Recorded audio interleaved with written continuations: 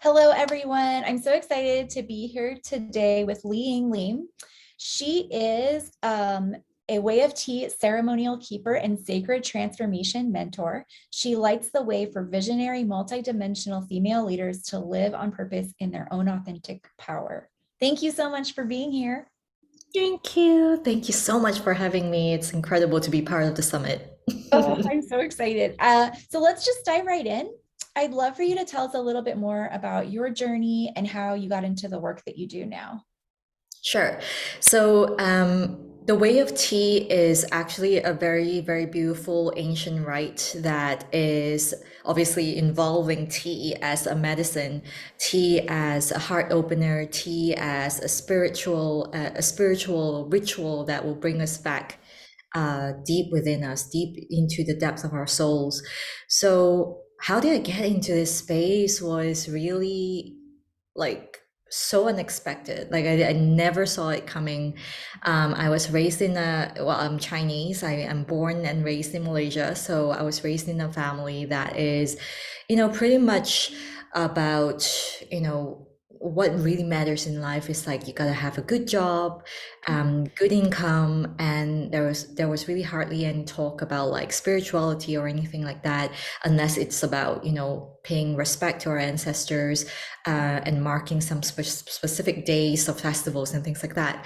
So going through my childhood was quite interesting and very frustrating to say the least. I had a lot of struggles with who I wanted to be, who I am, and really stifling away a lot of my dreams and desires.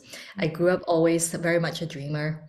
And I think looking back now, I was really, really quite a sensitive child, and I loved writing, and a lot of my pursuits were very creative, which obviously didn't sit well with like a traditional family that really talks about like, you have to go into business or you have to be a doctor or an accountant. So what ended up happening is I went to university. I studied for a degree in marketing, came out, hated it. Um, and I told myself, like, I can't live like this ever. So I quit that job. And I went into an internship role at the ripe old age of like 20 something. That made me like the oldest intern at the magazine company. And I got spotted by the editor in chief, and I got a job. I got a job, and that was a big thing for me. I worked at the magazine Harper's Bazaar for a couple of years, had the most fabulous life. But at the time, I was also struggling a lot with anorexia and different eating disorders for many, many years. It was about 10 years of my entire life, actually. So I just wanted to share that because it goes to show that, on the surface, you may have the high flying life. I was flying everywhere, interviewing people like Kate Blanchett, Amanda Seyfried, Karl Lagerfeld, like Gwyneth Paltrow. Like it was just amazing, Wow. amazing. But I just never felt like I didn't know what it would feel like to be so in love with yourself that you would just be the most authentic expression. I had no idea, like these words never existed. And then I came to a point where I think I was really at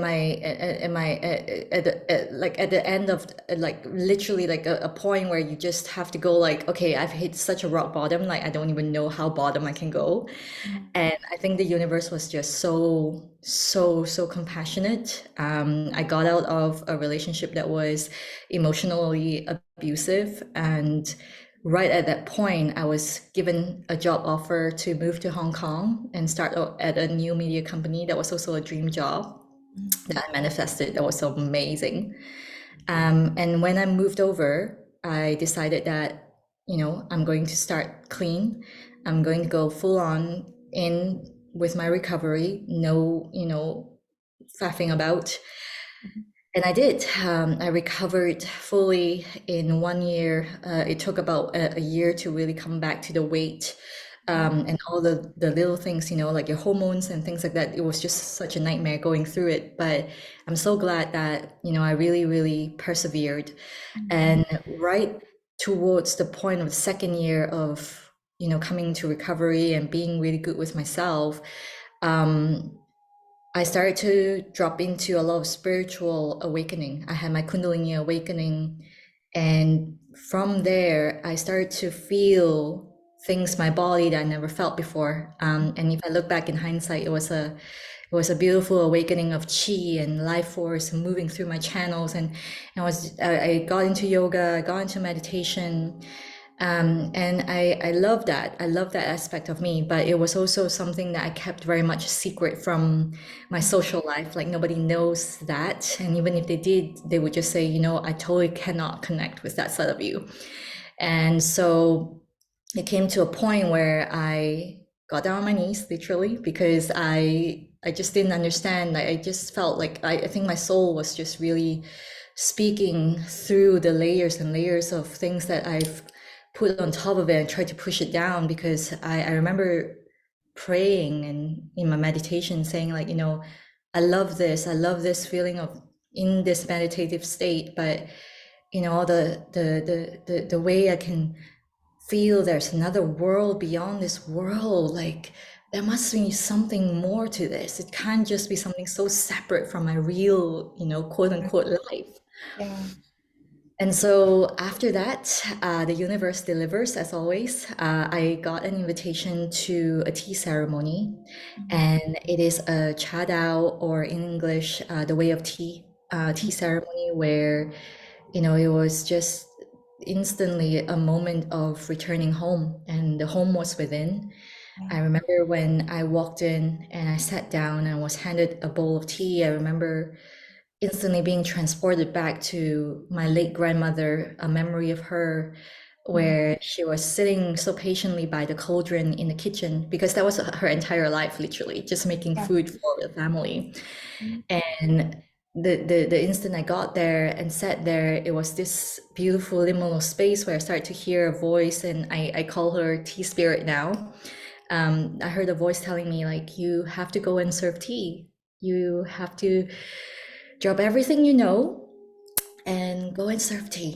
And that was it. And, I had to take a lot of leap of faith in the unknown. I quit my job, packed my bags. At the time, my boyfriend, now husband, suggested, do you want to move to Edinburgh? That's where he's from and that's where he lived. Um, and I said, yeah, and I'm gonna just go. And that was it. And that's the beginning of my journey. I started to come into a space of serving tea. Just started with tea ceremonies at first, and then I started to get really into a space of helping women through their own disordered eating. And I Yeah. eventually came into helping women to live on purpose, because that's also a reflection of my own journey, coming through a lot of things, speaking your truth, leading with love, and most importantly, embodying what I call your vortex of stillness, so Mhm. that you are not wavering in any circumstances. There's nothing that can, your circumstances can change, but you here in this central channel light is always this glowing force of nature. And that is my passion. That's really where I'm headed. And I'm so glad to be doing this work. That's the That gist of it. Oh my goodness, I know I went on a little bit. That's amazing. That is a powerful story. Oh my gosh. So this tea, is it plant medicine? Is it like, does it have like, okay, is it like Yes. ayahuasca or like, Oh, I love your question. Yes, a lot of people tend to come to the tea ceremony not knowing what to expect, and I have had so many people who would say that it's like it's just like ayahuasca, like yeah. and I love that, because you know the tea ceremony that I lead, they have that effect Mhm. because of the way that I'm able to kind of channel through the wisdom. Mhm. And I don't specifically say anything. I lead them into the space, but after that, the tea spirit does her work. Every single person has their own non-verbal transmission. And so when a client comes to work with me, they will get the very specific kind of tea Mhm. to also, have their own experience with it. Mhm. And unlike an ayahuasca, you can do this every day. It's not something that you just come in um, and then you have to go through all the purging and things like that. Tea is a very human plant. Like she loves being with humans. She's an adaptogenic, so that means that she's very, very malleable. She's very adaptable to the human condition. So I always say, when you are drinking tea in this way, don't worry, because you would know exactly how much you need, and that will be enough for you in this session. And then the next time you come back, it's a different thing, it's a different flavor, different experience. So it's so beautiful. Like every time I sit with her, it's a different experience. And I've been doing this for years. So That's amazing. So for you, is it something that you do for yourself daily? definitely, definitely. Wow. It's not something it's like a daily practice for me. It's just as much as I would shower every day, I drink tea every day in ceremony. So that's what I do. And it's funny because I I oftentimes talk about how so much about the Tao Yeah. is not explainable. It's not something you can describe. And also, the ancient saying is always that if you can describe the Tao, then it's not the Tao. And Mhm. so it's almost like the infinite, the unified field, the universe itself. And so when we are tapped into this way of living, and I know you would absolutely resonate with this because you talk so much about embodiment, right? And you stand for that embodiment of the divine feminine.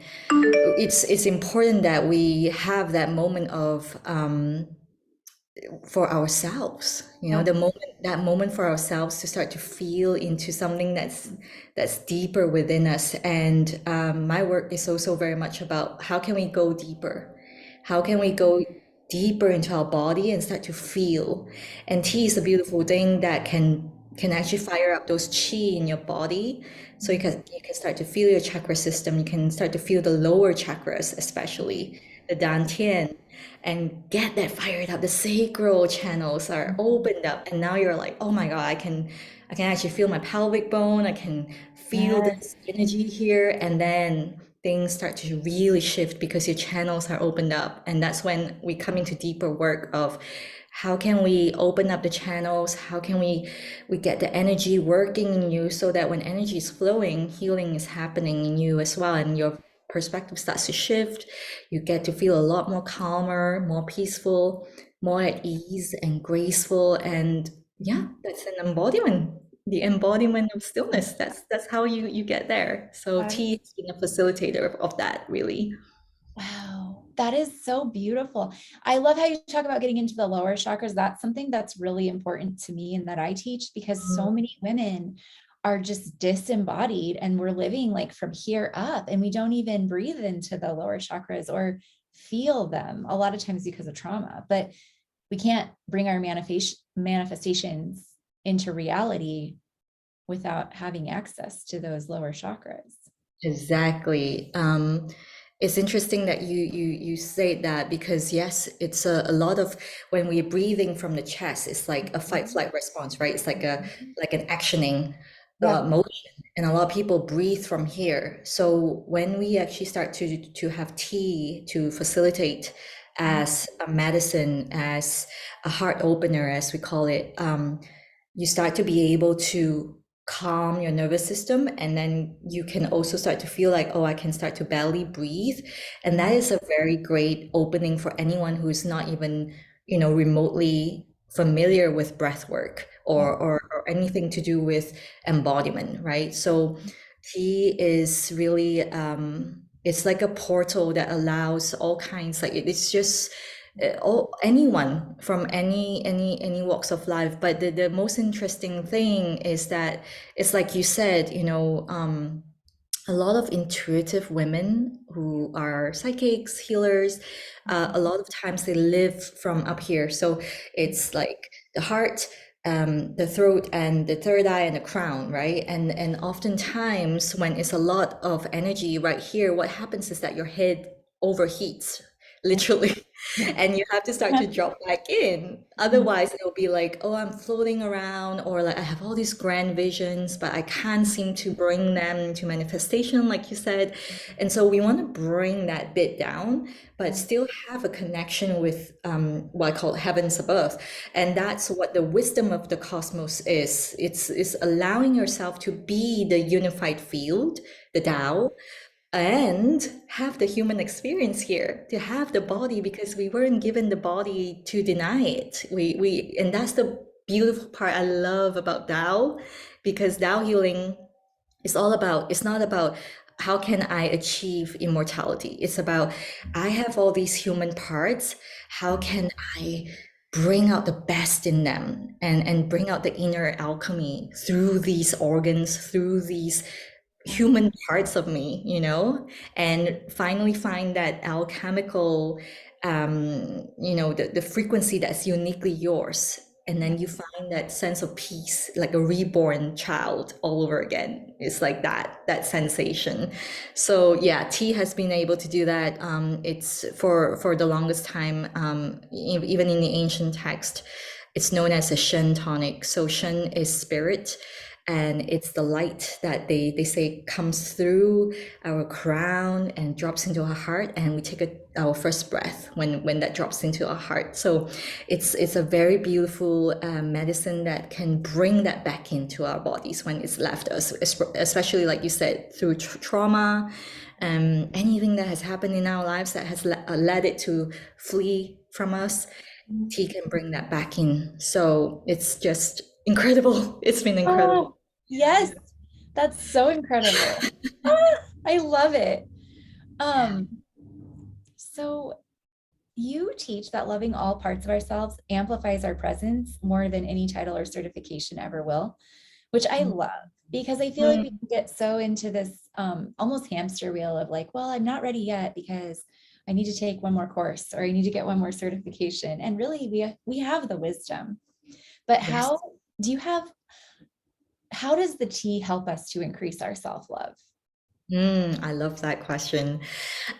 First and foremost, I really wrote that because, not just from my personal experience, but like just with women who tend to come to work with me, they are not people who started like at day one of spirituality. They've done all kinds of stuff. They've taken tons of courses, they've been in programs, they've been through all of that. But every time I work with them, it's literally like 10 out of 10 women, they would just say to me, you've really opened up a door for me to truly, truly own my voice in no way that I've ever had before, and like never experienced that before. And to be honest, um I don't tell them what to do. I am very big on being the reflection of what is innately you already. And I think that is where they start to really build the trust. And that's why I love mentorships, because, and I do 1 year long mentorship specifically because there is so much about deepening the relationship, and not just with me, but with the tea, Yeah. and the practice of being in a liminal space where the logical mind doesn't come into play, that something really begins to shift in you. And if we want to get down to the scientific part of it, it's really about building the neural circuitry for us to start to perceive things very differently. And that has to come with the integration of mind, body, and breath. It has to. Your breath is spirit. So mind, body, spirit. It has to happen for us to actually get a sense of what self-love is. To me, love is the highest vibration of frequency that we can ever call in. Love isn't something that is conditioned upon, how they treat me, how they see me, who I am, how good I am to them. Like, these things I went through big time in most part of my life. Now that I've come to where I am seated here talking to you, I can tell you 100% love itself is this cosmic high vibration that we are always talking about, like, get, high vibe, right? But that is actually love, and love can melt away all other emotions, anger, fear, frustration. Like, that is the love that we're talking about. And to be leaders, what I truly believe is that we have to start to come into a place where we can lead with love. And that means being able to truly listen. And tea is a great activator for that. It allows us to really drop into our wisdom center. And when that happens, the ocean of peace just takes over. And that's when you can listen, not just with your ears, but listen with your being. And you stop judging. And the tea space itself is absolutely a non-judgmental space. So you're being trained already in that energetic frequency that there's no judgment here. I can share, you can share, and everyone is the same. It's just it, you know, everyone has their own problems, everyone has their hang-ups. It's okay. I see you, you see me. And that's when we energetically start to move things. It's something that goes beyond words, it goes beyond the logical mind. So that's self-love in that big way of explaining it. Oh, that's beautiful. Oh my goodness. So when you talk about embodied stillness, how can Mm, we bring more of that embodied stillness into our life? Is it just through the tea, or are there other practices? good question. Oh, thank you. Um, a big part of my work is the underlying fabric is tea, because just because of who she is. You know, she's naturally harmony, she's naturally peace, she's naturally tranquility. You know, there isn't any need for words the minute you start drinking her. I mean, even for people who are not in ceremony, you have a cup of tea at your desk at work, you start to feel better, right? Or you go to your grandmother's house and she offers you a cup of tea and you feel better during the argument with your family, right? It's just is. Yes. So it's always the underlying fabric of all the work that I do.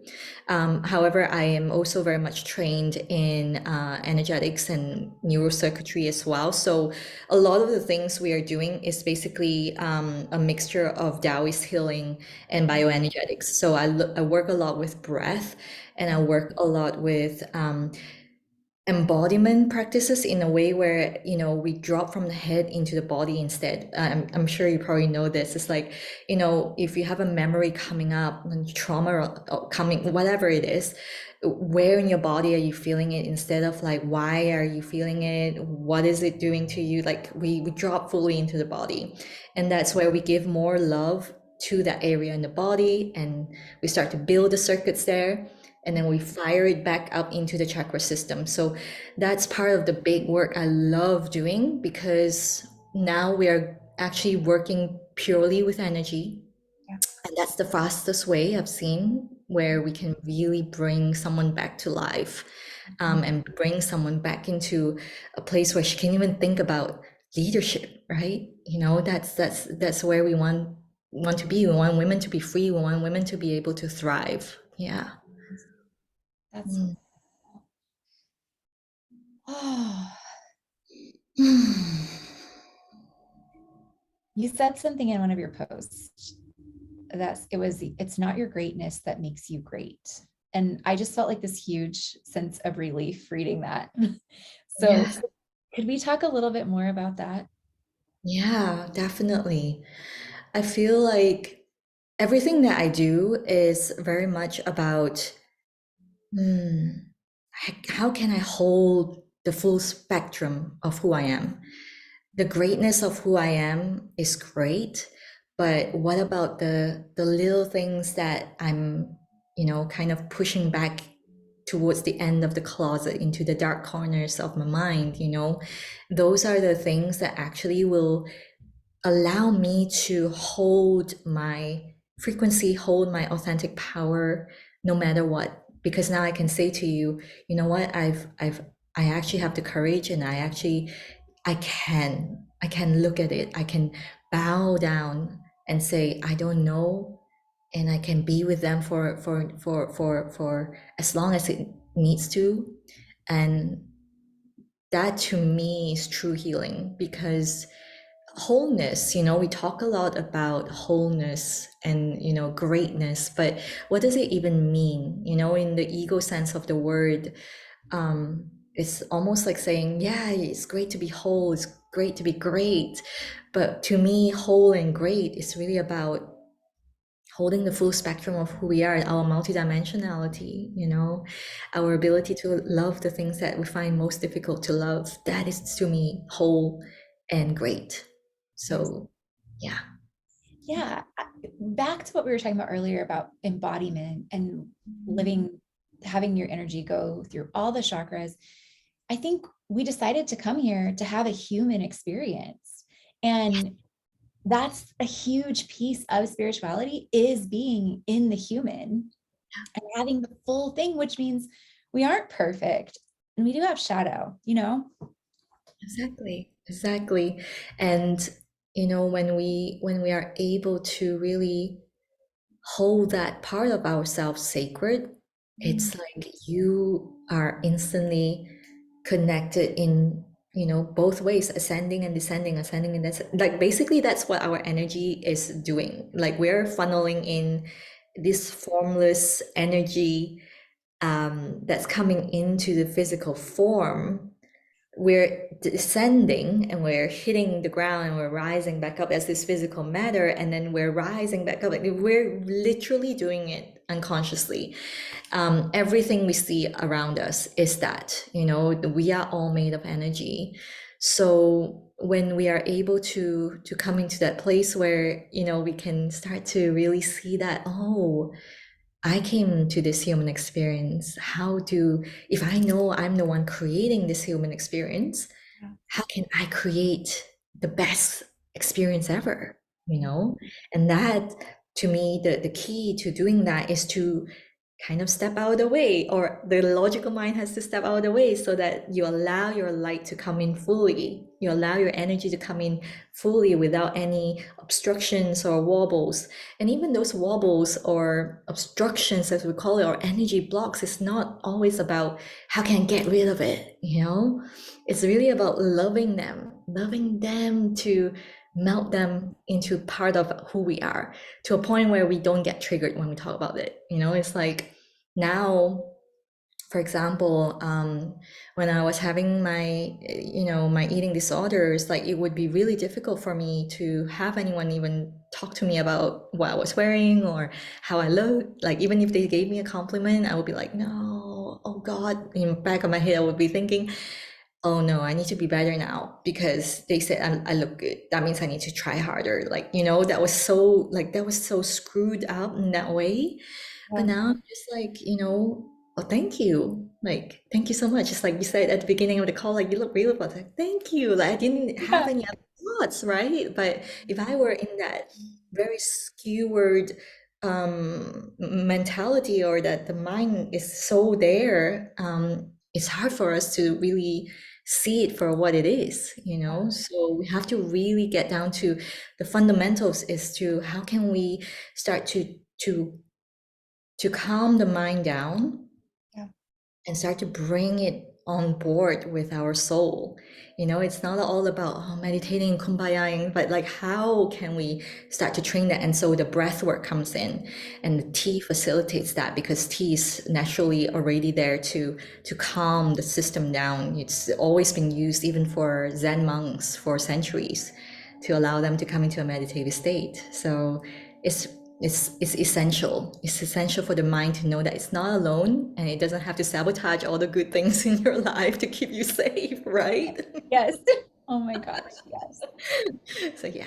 Oh, I love this. Hmm. So, you talk about how women can become a grand master in their own realms when they come into sacred union of both their feminine and masculine energies. I love this. And I would love to hear your perspective on how we can integrate our masculine and feminine energies. Ooh, I love this. So I have always worked in the masculine energy, up to the point where I started to come into this work and actually share this work as a mentor. So when I speak about that sacred union, I really, really believe in it, because I truly believe that the feminine is an energy that is here to allow us to be this fluid and intuitive being that we truly are, naturally are. Like we are born with that ability. And then to take the aligned action from that embodied stillness, like the stillness is within you. You've got that. If you are able to master that, you bring the masculine energy in. It's just all about taking aligned actions. So that's just going to help you to take actions that are in alignment with your truth. And that is it. That is it. Because ultimately, as creators of our lives, we do have to take the action to create, right? We still have to create that piece of art. We still have to create that reality we want to have. So it's important. It's important to find the balance between the feminine and the masculine energy. It's a lifetime's work, I believe, because at every stage of our life it's going to be different. So it's important to again come back to stillness and allow the wisdom to arise through and let yourself feel what is harmony, like harmonizing, what how to harmonize two of those energies and bring them to union. So it's important. It's important.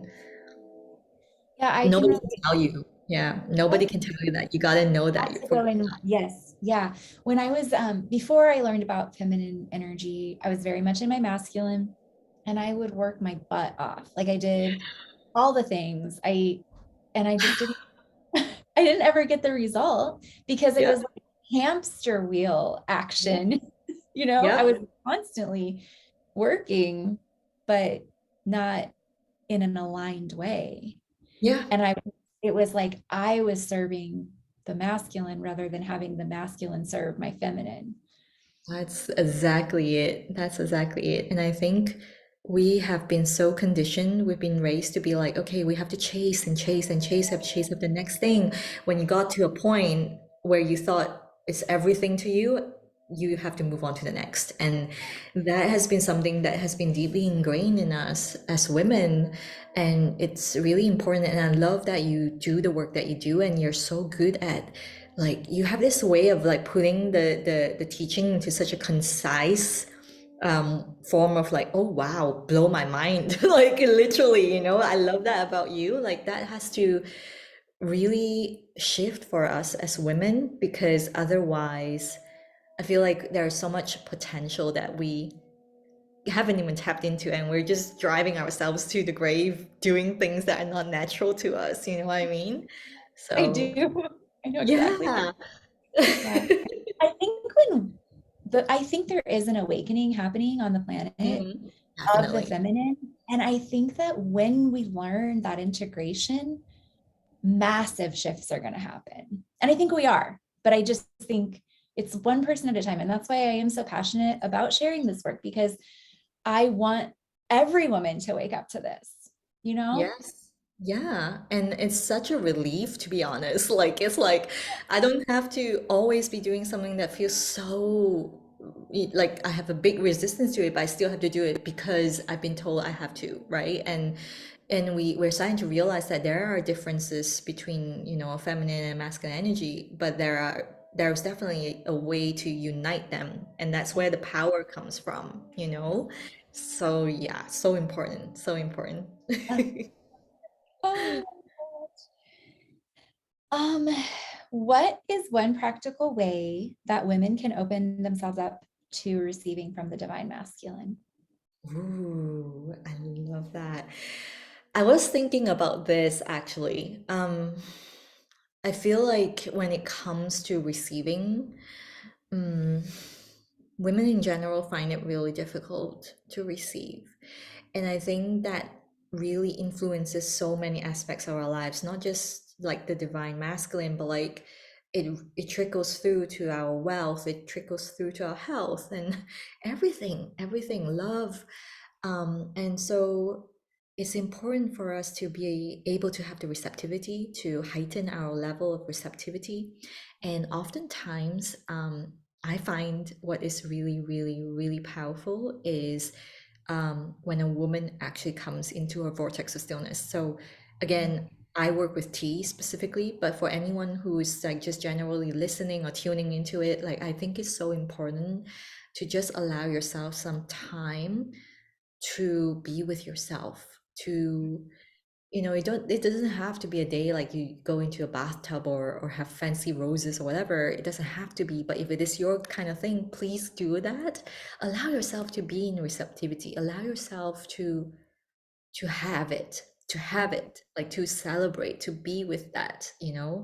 For me, I actually, what is that word?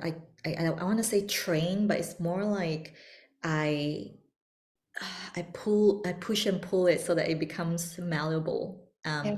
This receptivity, this level of receptivity through working with tea, because when I'm able to sit, like literally sit there and say, this is something that I am doing deliberately so that I'm not doing anything else, Yeah. it's a big deal because oftentimes people are going to say, like, what are you doing? What have you been doing 2 hours ago? Like, what have you been doing for 2 hours? Like, nothing. And you feel really bad, or you feel like, oh my God, I'm so guilty. Like, I should have gotten my day started already. But, like, if you just allow yourself that 1 hour, I mean, something just shifts in you because you're like, wow, I'm giving myself this gift.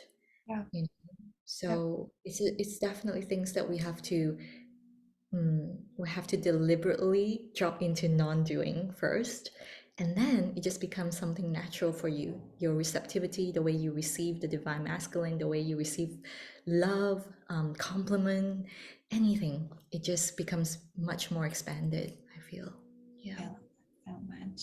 I started about a year and a half ago this morning routine where I would just get up, make my coffee, put on usually Melanie and Lear, but just something, it's always her, just something inspiring. And I would give myself Reiki. And Yes. even sometimes I literally only had 5 minutes, but now I do that nearly every day. And it's made a massive difference in my life. Yeah. Just start the day that way in receptivity, and then you carry that energy with you. Exactly, exactly. And also, I always believe, and I say this often with my clients, is that your capacity to receive is always in tandem with your capacity to give. Yeah. So, when you come into a place where you're resentful about giving, and you're resentful because you're oversharing, over giving, and people are not giving back to you, that's when you're like, okay, I need to tweak a little bit of like the giving and the balance, right? So we have to first give ourselves. We have to give ourselves the ability and allow ourselves to receive first before we can even Mhm. say, I'm going to be happy with giving, to be Yes, honest. Yeah. absolutely. That's the order for it has to Yes. happen that way for the feminine. We have to receive first and then give. Yes, exactly. So we Yeah. have to kind of unlearn what we've been taught, because I don't know about you, but like growing up, I've always been told like you gotta give, and when they give you something, you gotta give them more. Like, you're the Exactly. girl. Yes, we have been conditioned that way, and it doesn't really work though in real No, life. no, and you know what? Like I was talking about my grandmother, and her memory is surfacing for me because she was one of the most brilliant women I've ever met, but she wasn't given the opportunity to study because she was a woman, and but she still learned to read on her own, and yet nobody really appreciated her. The gifts that she had, and all she was seen as was just the matriarch, yes, but also the woman who just cooks our dinner. And oftentimes I remember her feeling really disgruntled, and I remember seeing her, she was never really happy most of her time. And sometimes I look back and I feel so much when I think about her. Like sometimes I would just burst into tears because like I feel like if only she was given these teachings, if only she had these things to know that, oh, there is this is how it's supposed to be, this is how it's supposed to be a woman, and to receive love. Even the love that her husband gave her wasn't enough because she couldn't receive. And Yeah, so yeah. I truly, that's why I'm so passionate about like things that we're sharing here today to reach many, many, many women, because this has to end. Like women have to really, you're meant to live a free and amazing liberated life. Your experience here is meant to be incredibly I don't know, like just giving and also receiving at the same time, you know? Ugh, Yes, yes, so it's important. important. Oh, it's so beautiful. Um, with your tea ceremonies, do they have to be in person? And do you do groups or do you do one? Tell me more about this. How I do want to know how can people work with you, but I'm also just really curious how this works. I love this. I love this question. Actually, it's something I probably need to talk about all the time now because I think that's the big question. It's like, okay, how do you work? And Yes. 100% of my work actually, like fully, is online Okay. based. So I Okay. don't do. I would love to do in-person stuff, but I think, with what has happened in 2020, Yeah. I managed to transition online, and it's just been that way. It's been working that way for me. But I think, you know it's probably time to switch things up. But just to answer your question, I do things online, and because it's so energy based, like everyone, like some people are like, I don't even know how you do it, but like it's just like Mhm. you really feel like I'm serving you the tea through the screen. Yes. And so it's a whole experience of literally like it's almost like you're here, but you're across the screen. And and Kind of like and this. yeah, but it's almost like you're here because we are working on the energy level. So our energy bodies are connected, and that's what the opening activation will be about. Like I will bring you into that space, and we will be connected energetically, and Mhm. then we'll come into the ceremony. And then after that, the experience is just extraordinary. Like that's just something I can't even explain for myself. Like at the beginning, I remember I had to really overrule so much of my logical mind. And I was just like, I'm just going to do it and see how it goes. And the feedback were so amazing. So that was when I started to craft bigger things and mentorships and immersions that's just like Yes. purely online based. So that's been me for a couple of years now, actually. So yeah, that's how I And work. so if somebody sets up a tea ceremony with you, and is this a group? You do it as a group? Right now I am so far working privately. I've done groups Okay. before. Mhm. Mainly, yes, I don't do them often anymore. Okay. Because You, this is something I'm transitioning through as well. So I'm just really super honest right now, is that yeah. I want to be really close to my women. And I felt like I tried the group programs, they were Mhm. great, but I just want to have that, like, I want to walk with you through your life kind of feeling, not just like teach you Mhm. this and that and that and in the end. So I'm still transitioning through this myself. There are groups that I used to do groups where they would book in and it would be like a private session. So we'll do a couple of sessions together. I've done group programs, but right now, I would say the best place would be like a mentorship. Like it's a Yeah. very intimate Yep. group, 2 to 3 women, Mhm. or private 1 to 1. And when you do come in, you will get like a sacred tea set that I will send out to you. So you get to experience the tea itself because we work with very specific tea Yeah. for the ceremony. Mhm. And yeah, you get to do that. I do sell the tea leaves as well on my website, so you can always try Amazing. that out. And Yeah. it's loose leaf tea. Yes. Yeah. Yes. And they are often mostly what I call living tea. So what that means is that they have to be from their ancestral lands, Mhm. and they are pesticide and chemical free, and they have had ample space to grow upward and what's this, horizontally as well. So that means they have a lot of space to grow, and also no biochemicals. So that means that they are in that symbiotic environment where there's bugs, and ecologically it's like natural. So some of the tea I've used are 500 years old, 1,000-year-old trees. Like I've used those are like really super intense experience, like ayahuasca style. Oh, You can always start off with like a very simple tea ceremony with some of the less complex teas that I can just send out to you, and then you can just enjoy that and feel it already coming through your body. But yes, there are more, the older the tree, the more spectacular the experience would be. this is maybe this is a silly question, but is this legal?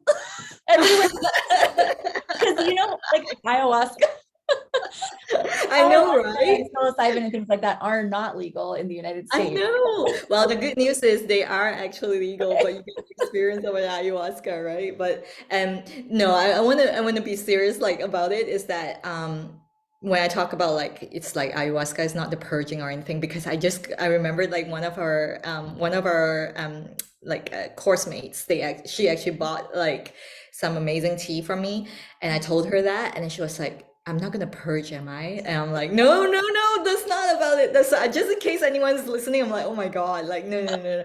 What I mean is like it's gonna be like a really transcendental Okay. experience. Okay. And I oftentimes kind of feel into your energy. So if you are very much like we were saying up here, I would Um, not recommend those tea just yet. yeah. I would try to bring you down a little bit to earth with some earth element teas, um, and then we'll go from there. So it's very important to tailor make that. That's why I love working so intimately with people because I just love like, okay, you probably need more like an earth element tea, or maybe the water element tea would be better for you to flush out some of the stuff or to get things moving. So yeah, it's endless. It's an incredible journey. And the leaf itself, the most amazing thing is that one leaf contains like the entire environment. It's the DNA of the tree, right? The tree is an expression of the environment, and the leaf is the expression of the tree. So what you're ingesting is like thousands of years of wisdom from Mother Earth, and you're bringing into your body the clouds, the sunlight, the moonlight, the starlight, like everything that has been on that mountain. And these leaves are from, they're not those like what you would usually think of like tea plantation is like those very uniform looking farms, right? But these trees are actually like really wild trees. So it takes like a person to climb up the tree to pluck them. And this is getting more and more rare because it's an artisanship. It is really a family kind of heirloom kind of skill. And so what we're doing when we drink tea like that is also we are preserving that ancestral lineage. We're preserving that ancient wisdom, and so it doesn't get lost, in all the commoditization and all these big companies that are trying to push tea, but tea that are not of high quality. So it's a bigger story. That's another element, but what we're doing here is so much more, and that's why when we're in a ceremony, we're not just connecting with ourselves, but we're also connecting with the future generations and those who drank tea before us. So it's Yeah. like a universal energetic connection. And yes, and there will be other some amazing clients where, because I work with so many multidimensional women, they're like, oh, I can see like my guides from another planet and things like that. And I've had those experiences before too. So it's quite extraordinary. That's all I can say. Sounds amazing. I want to do this. I know, I would love to have you. Yes, I would love to. This is so cool. So tell us where we can find you on Instagram and Facebook, and if you have anything coming up or how to plug into your work. Yes, you can find me on Instagram and Facebook. I am When Still Waters Speak, or on Facebook, you can find me at LiYing Lim. And my website is also whenstillwatersspeak.com. So you can check me out. Let me know you came from here, and I would love to connect with you. So excited. Thank you so much for this. I had such a good time talking to you, and I hope we can do it again soon. I know. Thank you for having me. Have a good rest of your night. Thank you.